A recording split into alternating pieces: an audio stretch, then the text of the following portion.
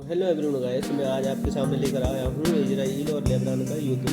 तो जिस युद्ध में कम से कम समय हो गया है 2 महीने, और उसमें सबसे ज़्यादा नुकसान जो है दोनों देशों को ही हुआ है। बट जो घमंडी देश था इजराइल, उसको भी बहुत ज़्यादा बड़ा नुकसान हुआ है, जितना बड़ा कि आज तक उसको कभी नहीं हुआ। तो चलिए शुरू करते हैं, वीडियो देखते हैं।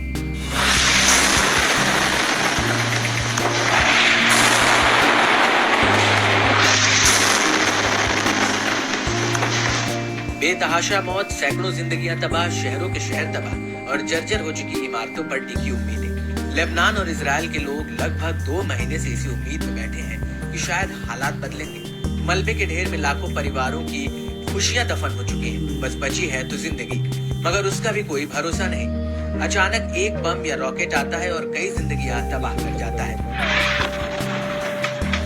शहरों में जहां अस्पताल, स्कूल और पार्क होने चाहिए, वहां बंदूकें, तोप, गोली और टैंकर है। जरा सोचिए कितना दिल दहलाने वाला होगा वहाँ, जहाँ किसी भी पल एक धमाके से किसी के जिगर के टुकड़े की जान चली जाती है।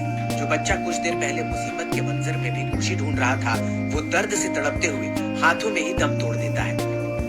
किसी की पत्नी मरती है तो किसी परिवार का पोषण करने वाला शख्स मारा जाता है। ऐसे तबाही का मंजर जिसके कल्पना भर से रूह कांप जाती है। खैर, इन सभी के बीच एक ऐसी खबर सामने आई है जिसने दोनों मुल्कों के लोगों को बड़ी राहत दी है। जी हाँ, इजराइल और हिजबुल्लाह के बीच संघर्ष विराम का ऐलान हो चुका है। जल्द ही इजरायली सैनिक लेबनान से लौट जाएंगे। 30 सितंबर से इजरायली सेना ने लेबनान में जमीनी हमले की शुरुआत की थी और करीब 2 महीने बाद संघर्ष विराम समझौता कर लिया गया है। भारतीय समय के मुताबिक 27 नवंबर 2024 की सुबह करीब 7:30 बजे सीज फायर लागू हो चुका है। लेकिन अब सवाल ये भी उठ रहा है कि ऐसी क्या वजह है कि चारों ओर से मिल रहे दबाव के बावजूद गाजा में सीज फायर से इनकार करने वाले नेतन्याहू को इस डील के लिए मजबूर होना पड़ा। तो आइए जानते हैं इसकी असल वजह को।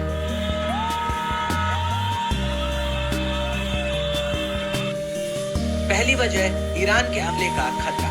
इजराइल और हिजबुल्लाह के बीच सीज फायर डील में एक अहम वजह ईरान है। पहले ईरान इजराइल के साथ सीधी जंग में कतराता था, लेकिन प्रॉक्सी गुटों के जरिए मुश्किलें पैदा करता था। इस साल अप्रैल से लेकर अक्टूबर तक दोनों देश एक दूसरे पर कई बार अटैक कर चुके हैं, लेकिन ईरान एक बार फिर इजराइल पर हमले की तैयारी कर रहा है। ईरान ने साफ धमकी दी है कि यह हमला पहले के हमलों से अधिक घातक होगा। आशंका है कि अगर ईरान इजराइल पर हमला करेगा तो फुल फ्लेजेड वॉर शुरू हो सकती है।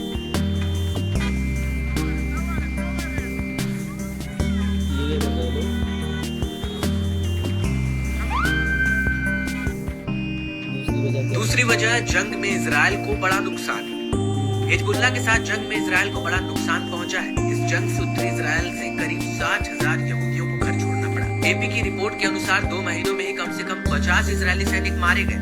वहीं नॉर्थ इजराइल में हिजबुल्लाह के हमलों में 40 नागरिकों समेत 70 लोग मारे जा चुके हैं। हिजबुल्लाह ने इजराइल के मिसाइल डिफेंस सिस्टम को काफी कमजोर कर दिया है। ऐसे में इजराइल के लिए लंबे समय तक उसके हमले को झेलना मुश्किल हो रहा था। 273 मिलियन डॉलर की संपत्ति का नुकसान हुआ है। इजराइल के 55,000 एकड़ का क्षेत्र हिजबुल्लाह के हमलों में जलकर खाक हो गया है। 55,000 एकड़ पूरा एरिया। तीसरी वजह है लंबे युद्ध से सैनिकों पर बुरा असर। इजराइल एक साथ कई फ्रंट पर युद्ध लड़ रहा है, जिससे उसे काफी नुकसान पहुंच रहा है। माना जा रहा है कि एक फ्रंट पर युद्ध रोककर नेतन्याहू अपने सैनिकों को ब्रेक टाइम देना चाहते हैं, जिससे इजरायली सैनिक दोबारा पूरे जोश के साथ जंग के लिए ज्यादा मजबूती से तैयार हो सके।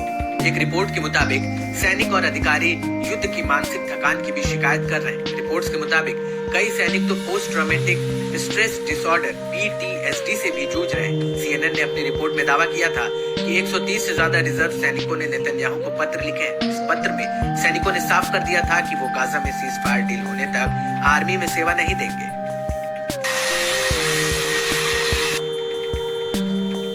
बता दें कि सीज फायर के तहत इजरायली सेना दक्षिणी लेबनान से अपने सैनिकों को वापस बुलाएगी और लेबनान की सेना इस क्षेत्र में अपने सैनिकों को तैनात करेगी। इसके साथ ही हिजबुल्लाह लिटानी नदी से सटे इलाकों से अपने लड़कों को हटाएगा। इस युद्ध विराम के लिए तैयार इजरायली पीएम नेतन्याहू ने ये कहते हुए एक बयान जारी किया है कि इजराइल ने हिजबुल्लाह को दशकों पीछे ढकेल दिया। आइए सुनते हैं उन्होंने क्या कहा। חיזבאללה בחר לתקוף אותנו משם ב8 באוקטובר. חלפה שנה, זה כבר לא אותו חיזבאללה. החזרנו אותו עשרות שנים אחורה. חיסלנו את נסראללה, זה הציר של הציר. חיסלנו את כל בכירי הארגון, השמדנו את מרבית הטילים והרקטות שלו, חיסלנו אלפי מחבלים, והשמדנו את תשתיות התת-קרקע והטרור שסמוכות לגבולנו, תשתיות שנבנו במשך שנים. תקפנו מטרות אסטרטגיות בכל רחבי לבנון, והפלנו עשרות רבות של מגדלי הטרור פתחיה. האדמה בביירות רועדת. אזרחי ישראל, רק לפני 3 חודשים, כל זה היה נשמע מדע בדיוני. אבל זה לא מדע בדיוני. עשינו את זה. בשנה האחרונה הפכנו את הקערה על פיה. הותקפנו ב7 חזיתות והשבנו מלחמה שערה. אנחנו משנים את פני המזרח התיכון. नेतन्याहू की बातों से अब साफ है कि युद्ध विराम का समय इस बात पर निर्भर करता है कि लेबनान में क्या होता है। अगर हिजबुल्लाह समझौते को नहीं मानता है तो इजराइल की ओर से फिर से हमला हो सकता है, या हिजबुल्लाह फिर से इजरायली सीमा के पास अपनी गतिविधियां जारी करने की कोशिश करता है तो हमला हो सकता है।